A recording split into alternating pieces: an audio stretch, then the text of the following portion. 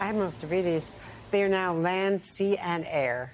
How concerning is it that China, at a time when it has launched a nuclear sub, they say, in the Strait, they're firing missiles over Taiwan, and 11 missiles have landed in the Sea of Japan. Commercial flights have been suspended or rerouted. How concerning is it that at this, feverish time, they've also suspended all high-level military talks, all communications?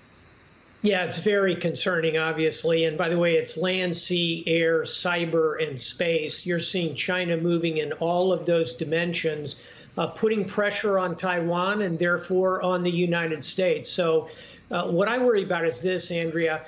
Cooler heads ultimately, in my view, are going to prevail here. We're not going to end up in a shooting war with China. But 20 years ago, we had a U.S. Navy P-3 intercepted by Chinese fighters, damaged, landed at Hainan Island. We had, in effect, a hostage situation for days. The point is this.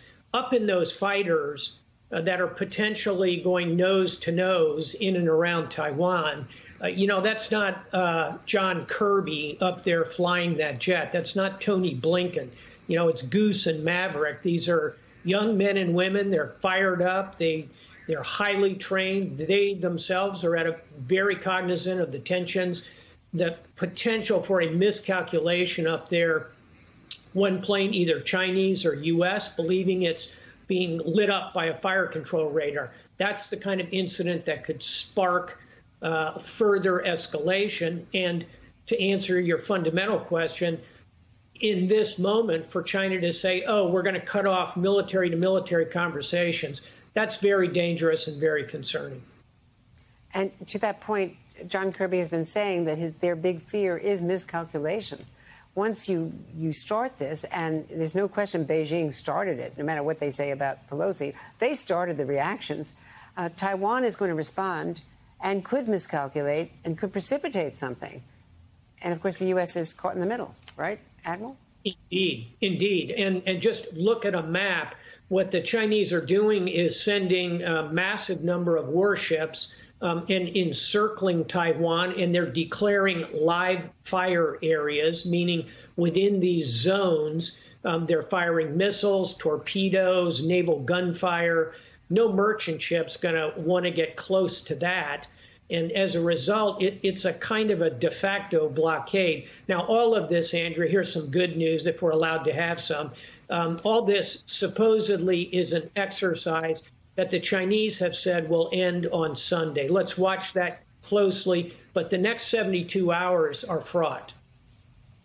And at the same time, Peter, the White House has to deal with the Russia confrontation. You had both Tony Blinken and Sergei Lavrov in the same meeting, just sitting a chair apart from each other, early this morning, 2 a.m., 3 a.m. They each had separate news conferences. But first, they were sitting at the same table for hours, never face-to-face talking about Brittany Griner. Lavrov saying very pointedly, we're willing to talk, but in private, through the regular channels, through the White House State Department negotiating teams. So there were no talks about Griner between the two of them. That's very pointed, but maybe it's promising. What do you think?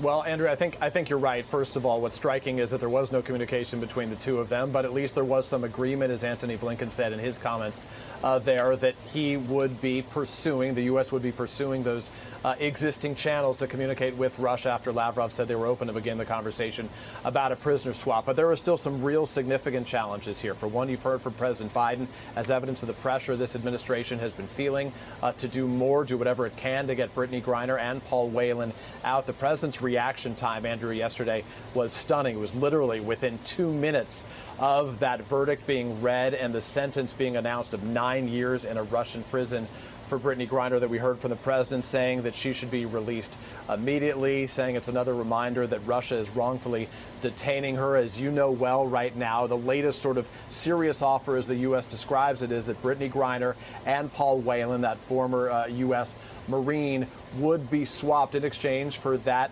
Victor Bout. He is a convicted arms trafficker. But Russia has now complicated this by saying that it would like to have a spy who has been convicted of murder, a Russian spy convicted of murder, now being held in Germany, released as well. The United States has brushed that off. They say it is a counteroffer that is not serious. It's done in bad faith, and in the words of some senior White House officials, effectively an effort to try to muddy the waters, to cloud the waters right now. So, as one senior official told me just yesterday, the U.S. is hopeful. They will keep pressing, but they do not believe something's going to happen overnight, Andrea.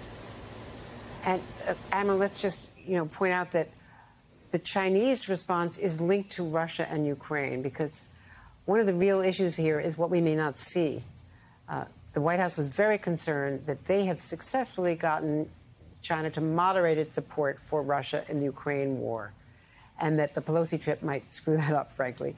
And now we don't know, right, what's going to happen, because so far China has not overtly been sending weapons to Russia to help them in Ukraine.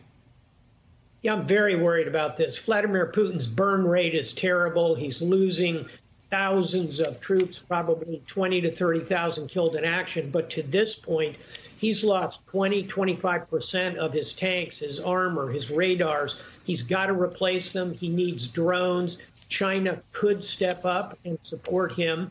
Thus far, they have not.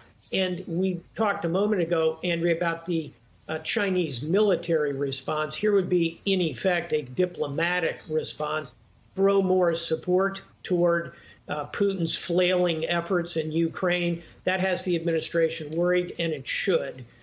There's no quick answer here. Let's just hope we can get through the tactical moment, get the tensions out of the system, have the Chinese warships go home. Then we can deal with the fallout from this visit, which continues to be significant.